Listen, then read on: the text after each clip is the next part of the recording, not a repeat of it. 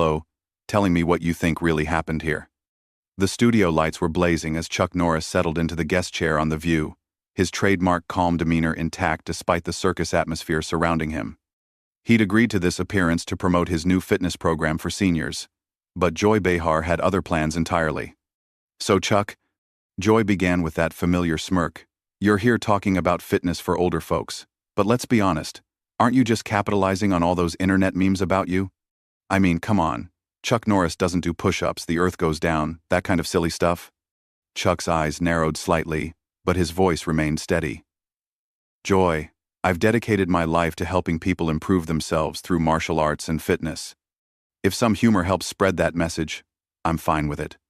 But, seriously, Joy pressed on, leaning forward with obvious glee. Don't you think it's a little ridiculous? A grown man in his 80s, still pretending to be some kind of superhero? When do you plan on hanging up the karate uniform and accepting reality? The other hosts shifted uncomfortably. Sunny Hostin cleared her throat. Joy, maybe we should focus on Chuck's actual program. No, Joy waved her off dismissively. I think our viewers deserve some honesty here. Chuck, you've made a career out of playing tough guys in movies that, let's face it, weren't exactly Oscar material. Walker, Texas Ranger was more of a punchline than a serious drama. Don't you think you're a little old to still be living in this fantasy world?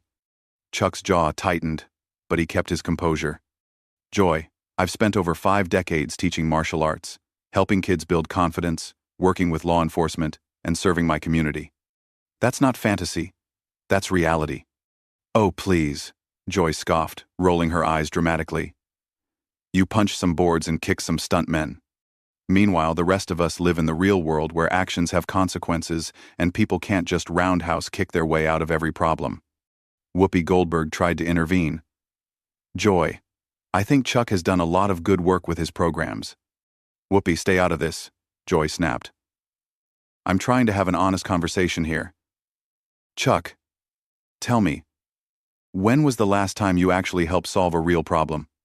Not some stage demonstration or photo op, but actually made a difference in someone's life?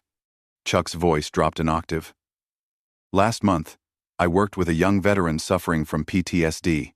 Through martial arts training, he found the discipline and confidence to overcome his struggles and get his life back on track. 3 weeks ago, I helped a single mother in Texas learn self-defense after she was attacked in a parking lot. Yesterday, I spent 4 hours teaching kids in an inner-city program how to focus their energy in positive ways instead of turning to the streets.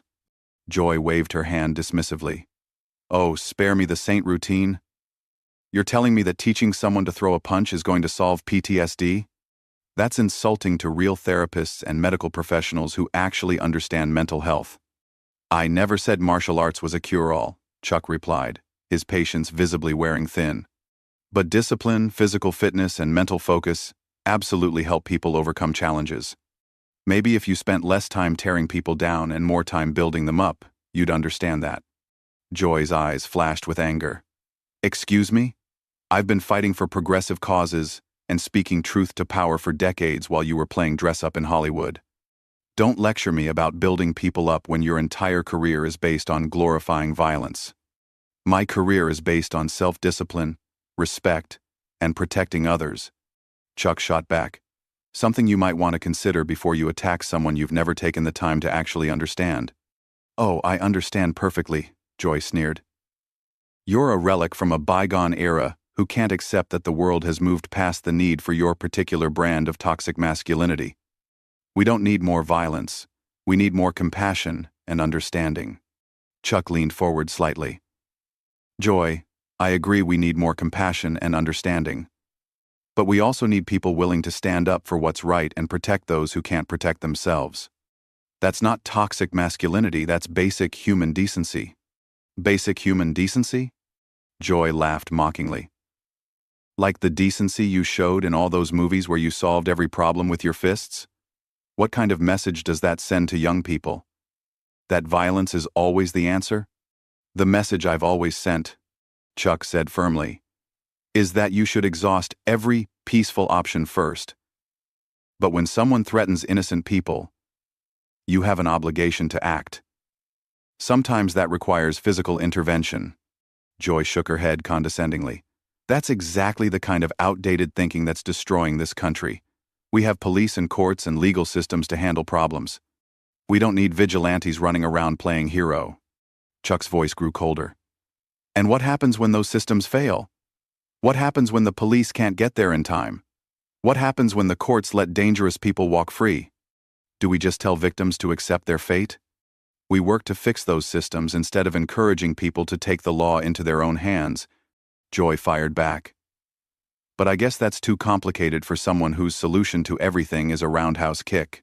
The studio audience was growing restless as Chuck's eyes hardened. Joy, with all due respect, you're sitting in an ivory tower judging people you've never met who face real dangers every day.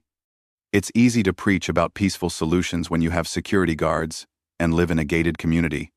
Joy's face flushed red. Don't you dare make assumptions about my life.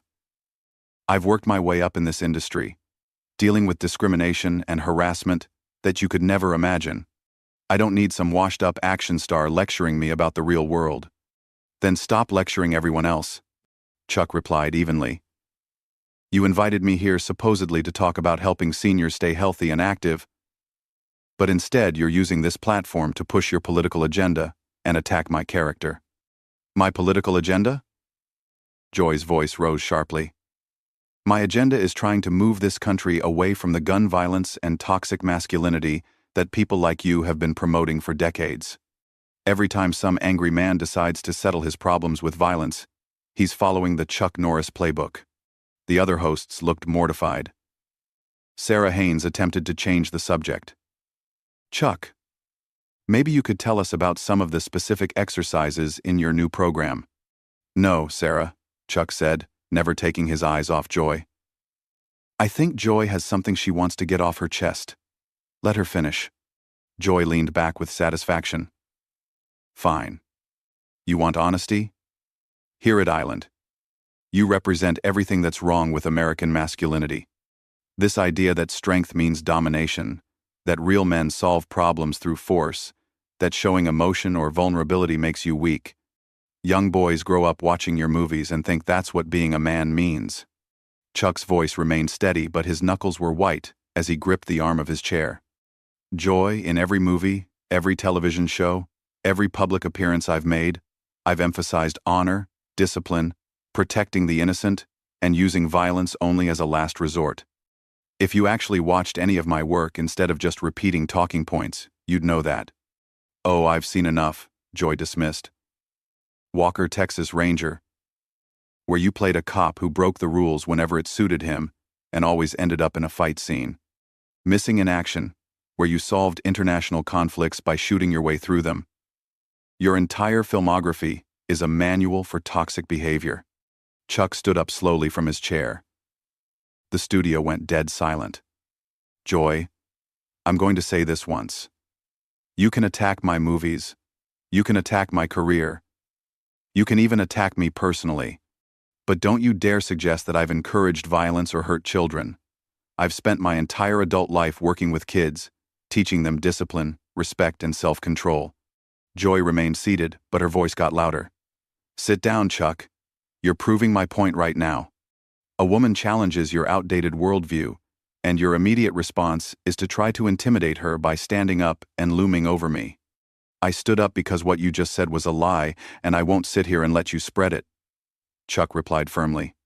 But since you want to talk about intimidation, let's discuss how you've spent the last 10 minutes trying to humiliate a guest on your show for no reason other than your own entertainment.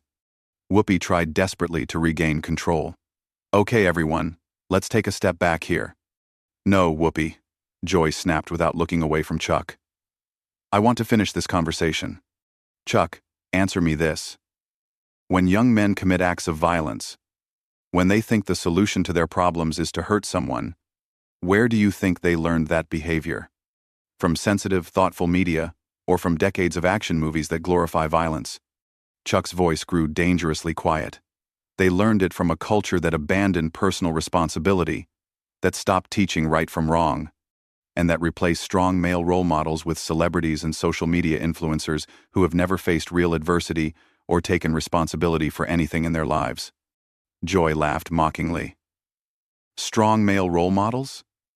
You mean like the character who solved every problem by beating people up? That's your idea of a role model? My idea of a role model, Chuck said, taking a step closer to Joy's desk, is someone who stands up for people who can't defend themselves, who faces danger to protect others, who maintains their principles even when it's difficult, and who takes responsibility for their actions, everything you seem to despise. Joy finally showed a flicker of uncertainty as Chuck moved closer, but she pressed on. What I despise is the glorification of violence and the toxic idea that might makes right. We're supposed to be an evolved society, Chuck, not some Wild West fantasy where the fastest gun wins every argument. And yet here you are, Chuck said, his voice now barely above a whisper but carrying clearly through the silent studio. Using your platform to bully and attack someone you disagree with. Tell me, Joy, how is what you're doing right now any different from the behavior you claim to hate? You're using your power to try to humiliate someone. The only difference is you're using words instead of fists. Joy's mouth opened and closed for a moment before she found her voice. That's not the same thing at all. I'm holding you accountable for the damage your career has done to our culture. No, Chuck said quietly. You're grandstanding for your audience at my expense. You invited me here under false pretenses so you could ambush me with prepared talking points. You've twisted my words, misrepresented my work, and made personal attacks all while hiding behind the claim that you're fighting for some greater good. The camera operators were frantically adjusting their angles as Joy stood up from behind the desk, bringing herself closer to Chuck's eye level. I don't need to twist anything, Chuck. Your actions speak for themselves. 30 years of movies where violence was always the answer, where women were prizes to be won, where complex problems were solved with simple force. Chuck shook his head slowly. You really haven't watched a single thing I've done, have you? In Walker, Texas Ranger, my character repeatedly chose talking over fighting, worked within the legal system, and showed more emotional vulnerability than most male characters on television at the time. But you don't care about facts, do you, Joy? You care about the narrative. Joy's eyes blazed with defiance. Facts? The fact is that your entire career has been built on perpetuating harmful stereotypes about masculinity and violence. And now you're here, in your 80s, still trying to sell the same toxic message to vulnerable seniors who should be focusing on peace and reflection, not learning how to hurt people. That was the final straw. Chuck's legendary composure finally shattered as his voice exploded through the studio. Enough! The word came out with such force that Joy actually took a step backward, her eyes widening in genuine shock. I have sat here for 15 minutes listening to you attack everything I've worked for my entire life based on nothing but your own prejudice and ignorance. The entire studio fell into stunned silence. Even the camera operator stopped moving. Chuck's chest was heaving as decades of controlled emotion finally broke free. You want to know what's toxic, Joy? Chuck's voice was still raised but now carried a tremor of genuine anger. What's toxic is using your platform to tear down people who have dedicated their lives to helping others. What's toxic is spreading lies about someone's work without ever bothering to learn the truth. What's toxic is sitting in judgment of people who have actually put themselves in harm's way to protect others while you've never faced anything more dangerous than a bad review. Joy tried to interrupt. Chuck, you need to calm down and... No. Chuck's voice boomed again, causing Joy to flinch. You don't get to tell me to calm down after spending the last 20 minutes trying to destroy my reputation on national television. You want to see the real Chuck Norris? This is it. I'm a man who has had enough of bullies like you who think your opinions matter more than other people's lives and work. Whoopi was frantically signaling to the producers. Chuck, please, let's just... Chuck whirled around to face her. Whoopi, with all due respect, your co-host has been allowed to run wild for too long. Someone needs to call her out for this behavior, and apparently that someone is going to be me. He turned back to Joy, who was now visibly shaken but trying to maintain her defiant posture. You said I represent toxic masculinity, Joy? Let me tell you what I actually represent. I represent a generation of men who were taught to protect women, not attack them. But you know what? You're not acting like someone who deserves protection right now. You're acting like a bully who has finally picked on the wrong person. Joy's voice was shakier now. You're threatening me on live television, Chuck. This is exactly what I was talking about. I'm not threatening you, Chuck said, his voice dropping to a menacing whisper that somehow carried more weight than his shouting. I'm educating you. You see, Joy, in all my years of martial arts training, I learned something very important about bullies. They keep pushing and pushing until someone finally pushes back. Well, congratulations. You found that someone. The other hosts sat frozen as Chuck continued. You said my movies taught people that violence is the answer? My movies taught people that there are consequences for actions. That good people sometimes have to stand up to bad people. That strength should be used to protect the innocent, not attack them. But you wouldn't know about any of that because you've never protected anyone in your life. Joy's face was red with a mixture of anger and embarrassment. I've fought for progressive causes my entire career. I've used my voice to speak out against injustice and inequality. Chuck laughed bitterly. You've used your voice to tear down anyone who doesn't agree with your narrow worldview. You call it fighting injustice, but what you really do is bully people from a position of safety. You attack people who can't fight back because they're on your show, in your territory, playing by your rules. He leaned forward, placing both hands on Joy's desk. But here's what you didn't count on, Joy. I don't play by your rules. I've been in real fights, faced real danger, and dealt with real bullies my entire life. And you know what I learned? Bullies like you only understand one thing. Joy's voice was barely audible. What's that? Chuck's eyes bored into hers as his voice became deadly calm. They understand strength. And right now, you're realizing that all your words, all your self-righteousness, all your platform privilege means absolutely nothing when you're faced with someone who refuses to be intimidated by you. The tension in the studio was suffocating. Security guards were moving closer, but Chuck ignored them completely, his attention focused entirely on Joy. You want to know the real difference between us, Joy? When I see someone in trouble, I help them. When I see injustice, I fight it. When I see someone being bullied, I protect them. But you create the trouble. You perpetuate the injustice. You are the bully. And today, for the first time in probably decades, someone is standing up to you. Joy's hands were trembling as she gripped her cards. Chuck, I think we should end this interview. Chuck straightened up slowly, a cold smile spreading across his face. Now you want to end it? After you got exactly what you wanted, a confrontation that would generate headlines and get people talking about your show? No, Joy. We're going to finish this conversation on my terms for once. He turned to face the camera directly. Ladies and gentlemen, you've just witnessed something that doesn't happen very often in today's media landscape. Someone finally called out a bully for their behavior. Joy Behar invited me here today not to discuss my fitness program or help seniors live better lives, but to attack me personally for her own entertainment and political agenda. Joy tried once more to regain control. Chuck, that's not. Be quiet. Chuck's voice thundered through the studio one final time. You've had your turn to talk, Joy. Now it's mine. I want everyone watching to understand something very important. This is what courage looks like. Not the fake courage of attacking someone from a position of safety, but real courage. The courage to stand up to a bully, even when you're outnumbered, even when you're on their territory, even when they have all the power. Chuck's voice